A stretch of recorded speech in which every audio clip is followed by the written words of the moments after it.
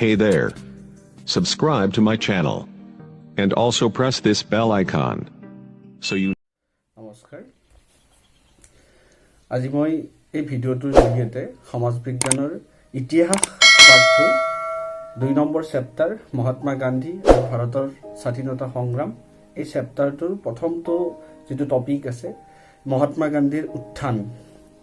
মানে স্বাধীনতা আন্দোলনত মহাত্মা গান্ধীৰ উত্থান সন্দৰ্ভত কিছু কথা ক'বলৈ যত্ন কৰিম কাৰণ আপোনালোকে গম পাব যে মহাত্মা গান্ধীয়ে ভাৰতীয় জাতীয় কংগ্ৰেছৰ লগত বহুত পিছত জড়িত হৈছে প্ৰায় 30 বছৰ পিছত মহাত্মা গান্ধীয়ে ভাৰতবৰ্ষৰ ভাৰতীয় জাতীয় কংগ্ৰেছৰ লগত জড়িত হৈছে মহাত্মা গান্ধীয়ে ভাৰতীয় জাতীয় কংগ্ৰেছৰ লগত কিদৰে জড়িত হ'ল আৰু মহাত্মা গান্ধীয়ে তাৰ আগৰ সময়খিনিত ক'ত কেনেকৈ অতিবাহিত কৰিছিল এই সকলো কথা ক'বলৈ যত্ন কৰিম আপোনালোকে গম পাব 1914 চনত পৃথিৱীয়ে এটা নতুন ভয়াৱহতাৰ সন্মুখীন হৈছিল আৰু সেইটো আছিল কি প্ৰথম বিশ্বযুদ্ধ আৰু এই প্ৰথম বিশ্বযুদ্ধ চলিছিল 1914 চনৰ পৰা 1918 চনলৈকে এই বিশ্বযুদ্ধৰ সময়খিনিত যি মিত্ৰজোঁট আছিলে মিত্ৰজোঁটৰ নেতৃত্ব বহন কৰিছিলে আমেৰিকা ইংলেণ্ড আৰু ফ্ৰান্স আৰু সেইখিনি সময়ত এই মিত্ৰজোঁটে ভাৰতীয় জাতীয়তাবাদীসকলক কথা দিছিল প্ৰতিশ্ৰুতি দিছিল যে যদি ভাৰতীয় জাতীয়তাবাদীসকলে বিশ্বযুদ্ধত মিত্ৰজোঁটক সমৰ্থন কৰে তেতিয়াহ'লে ভাৰতবৰ্ষক বিশ্বযুদ্ধৰ শেষ হোৱাৰ পিছতে ভাৰতবৰ্ষক কি কৰা হ'ব ভাৰতবৰ্ষক স্বাধীনতা দিয়া হ'ব আৰু ব্ৰিটিছসকলৰ এই যে প্ৰতিশ্ৰুতি মিত্ৰজোঁটৰ এই যে প্ৰতিশ্ৰুতি দেখি ভাৰতীয় জাতীয়তাবাদীসকলে মনত উৎসাহ পাইছিলে আৰু তাৰ ফলস্বৰূপে নৈতিক যেটো সমৰ্থন সেই সমৰ্থনটো মিত্ৰজোঁটক দিছিলে 1914 চনৰ পৰা 1918 চনলৈকে চলা এই যে বিশ্বযুদ্ধ এই যুদ্ধত মিত্ৰজোঁটে কি কৰিলে জয়ী হ'ল কিন্তু মিত্ৰজোঁটৰ যি প্ৰতিশ্ৰুতি আছিলে সেই প্ৰতিশ্ৰুতিটো তেওঁলোকে কেতিয়াও নাৰাখিলে আৰু ভাৰতীয় জাতীয়তাবাদীসকলে মিত্ৰজোঁটৰ এই কাৰ্যত যথেষ্ট কি হৈছিলে নিৰাশ হৈছিল ভাৰতবৰ্ষৰ লগতে সমগ্ৰ বিশ্বৰ সেইখিনি সময়ত বিভিন্ন দেশ কি আছিলে পৰাধীন হৈ আছিল আৰু তেওঁলোকেও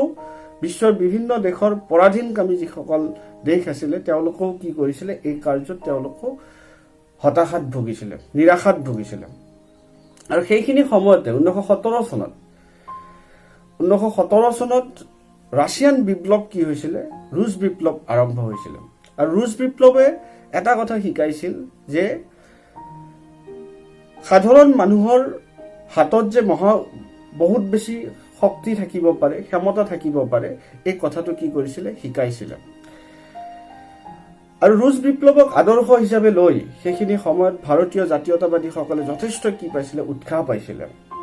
যাৰ পৰৱৰ্তী পৰ্যায়ত ভাৰতীয় জাতীয়তাবাদীসকলে ব্ৰিটিছৰ বিৰোধিতা কৰিবৰ কাৰণে পুনৰ ওলাই আহিছিল আৰু সেইখিনি সময়তে মহাত্মা গান্ধীৰ যি আগমন ভাৰতবৰ্ষত মহাত্মা গান্ধীৰ আগমনে ভাৰতবৰ্ষৰ স্বাধীনতাকামী যি আন্দোলন আছিলে সেই আন্দোলনটোক আৰু বেছি কি কৰিছিলে আৰু বেছি সবল কৰি তুলিছিল যাৰ পৰিপ্ৰেক্ষিতত আপোনালোকে গম পায় যে মহাত্মা গান্ধীয়ে 1869 খ্ৰীষ্টাব্দত জন্মগ্ৰহণ কৰিছিলে পোৰাবন্দৰৰ এটা স্বচ্ছ পৰিয়ালত তেখেতে 1888 খ্ৰীষ্টাব্দত লণ্ডনত বেৰিষ্টাৰ পঢ়িবলৈ গৈছিল আৰু তাৰ পৰা তেখেতে ওলাই আহি 1891ত তাৰ পৰা ৰিটাৰ্ণ হৈ আহি ৰাজকোট আৰু মুম্বাইত কিছুদিন তেখেতে কি কৰিছিলে ওকালতি আৰম্ভ কৰিছিলে পিছত তেখেতে কি কৰিছিলে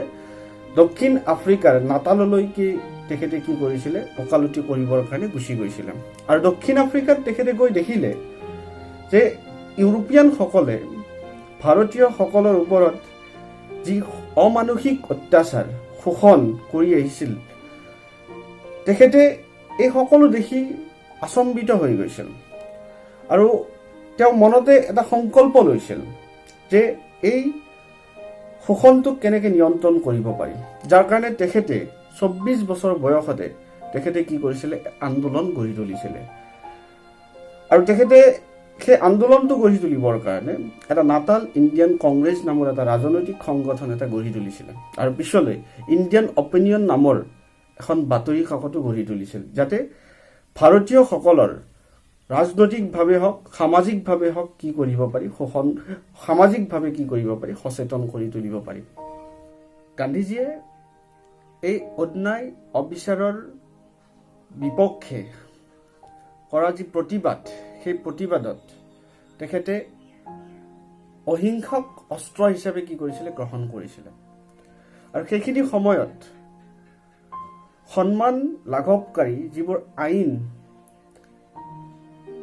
দক্ষিণ আফ্ৰিকাই ভাৰতীয়সকলৰ ওপৰত প্ৰৱৰ্তন কৰিছিল সেই সকলো আইনৰ বিৰুদ্ধে কি কৰিছিলে তেওঁ প্ৰতিবাদ কৰিছিলে ট্ৰান্সভেল নামৰ এটা এৰিয়াত ভাৰতীয়সকলক প্ৰৱেশৰ কি আছিলে প্ৰৱেশৰ বাধা আছিলে আৰু এই ক্ষেত্ৰতো তেখেতে কি কৰিছিলে প্ৰতিবাদ কৰিছিলে আৰু কিছুমান নিয়ম নীতি আছে যাৰ বিপক্ষে তেখেতে কি কৰিছিলে সত্যাগ্ৰহ আন্দোলনৰ কাৰ্যসূচী হাতত লৈছিলে তাত সাউথ দক্ষিণ আফ্ৰিকাত এনেকুৱা কিছুমান নিয়ম আছিল যে ভাৰতীয়সকলে যিকোনো বিবাহ কৰিব লাগিলে